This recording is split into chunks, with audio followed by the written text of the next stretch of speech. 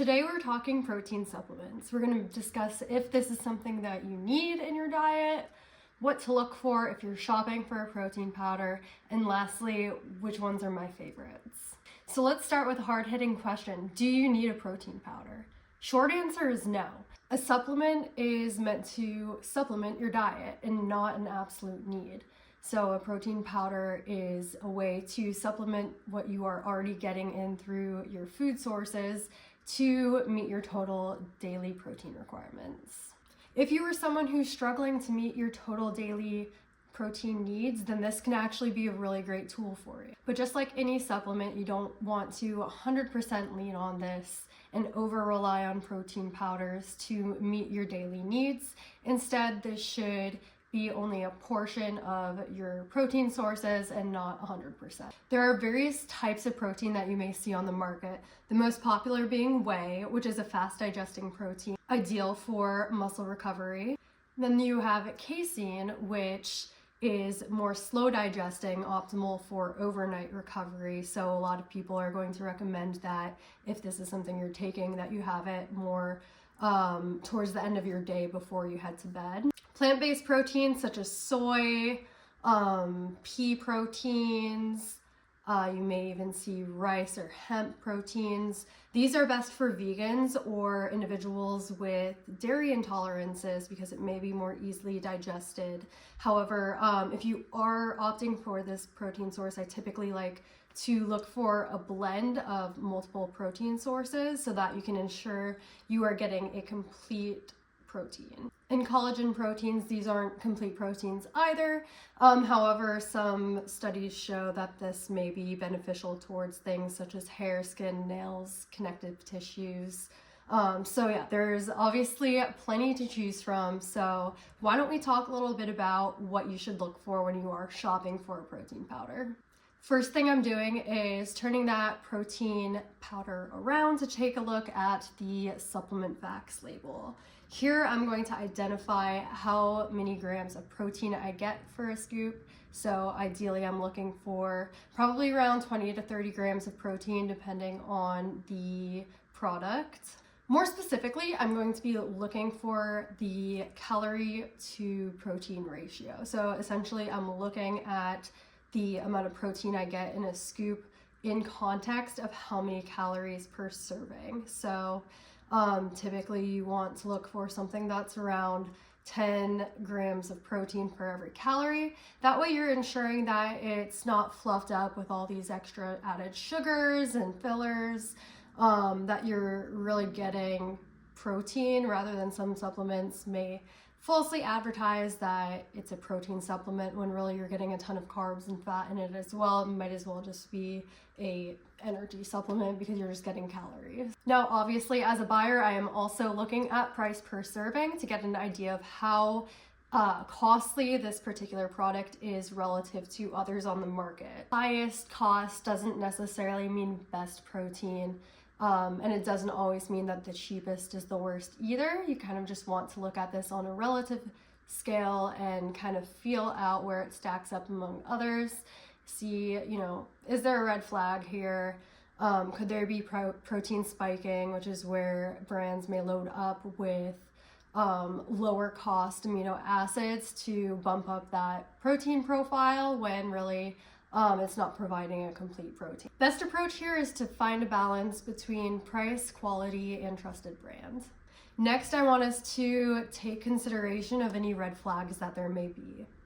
So number one, we ideally like to look for a supplement that has been third-party tested. So looking for something that's third-party tested can give us a little bit of additional confidence in that the protein powder is what it claims to be. So looking for NSF certified, Labdoor approved, informed choice products, those all give us a little bit of an additional layer of confidence in the product, just that it is free from contaminants and actually contains what it says to contain. Now we can obviously also hedge our bets in a way by making sure that protein powders aren't 100% of the diet so that we're still getting protein from other food sources. So rather than getting 100% of our protein from this product, we can ensure that we at least know that we are getting quality sources elsewhere, so that it kind of has a little less weight where your protein powder is coming from. Another red flag may be when you look at the ingredients list and you see that the product is a proprietary blend. Essentially, this is the company kind of masking what the supplement contains, and this can kind of lose faith in the product overall. So ideally, we try to stay clear from products that are proprietary blends. And finally, if you're able to find any information on amino acid profile for protein powder, this is great. I would always look at the leucine content to ensure that there's at least 2.75 grams of leucine per serving of about 25 grams. This ensures that we don't have a case of protein spiking on our hands and that we actually have sufficient leucine, which is an amino acid essential for muscle protein synthesis. Essentially the reason why we are reaching for protein in the first place. And finally, taste preference. This is critical. If you've had a protein powder before, you may or may not have tasted ones that have a horrible aftertaste or even just horrible initial taste. I've definitely had those, especially when I was vegan. A lot of plant-based proteins lack that flavor element that you likely seek out. So this is going to be important because, again, if we're supplementing protein in our diet, it's probably because we're having trouble incorporating food sources. So we want to make sure that we don't have that trouble in incorporating the protein powder. If the taste isn't there, then we likely will have just as much of an issue incorporating the powder into our diet. Now, personally, I don't like overanalyzing ingredients lists. I don't think there's a need to poke holes in ingredients that you can't pronounce or anything that's, overly long. I don't think there's a hard and fast rule to that.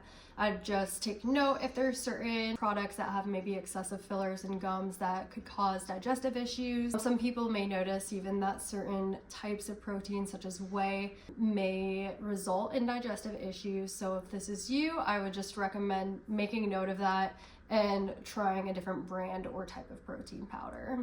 Buddy, you wanna come here? Hi. Hi, buddy. Hi.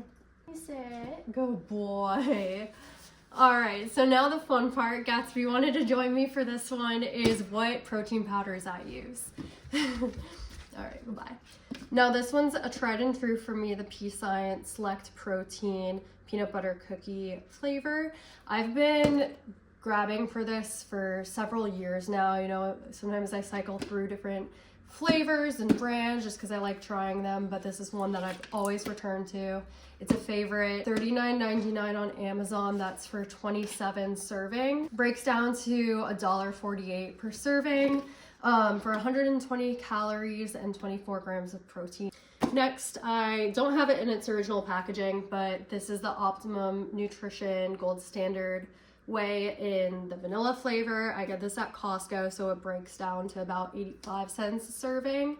I buy it in a pretty large pack. It ends up costing $67-ish, but it lasts a very long time because you get a lot of it. Similar to the P-Science, it's 120 calories for 24 grams of protein. A few other options that I've liked that I don't have here to show you include Rise Protein, Ghost, I've liked Quest. Honestly, I tend to shuffle around a lot just because I like to give different brands and flavors a try. I like to find different ways to incorporate my protein powders as well. Sometimes I'll add it to a yogurt, oats, I'll have it just as a shake, I'll put it in a smoothie. There's so many different things that you can do with it, so it's kind of fun to get creative. Again, main thing with protein powders is it provides just an additional way to get protein in your diet. Thank you so much for watching this video. I hope that helped answer any questions that you had around protein powders. Feel free to add any additional comments or anything that you'd like me to expand upon on this topic down below. And don't forget to subscribe so you don't miss my next video.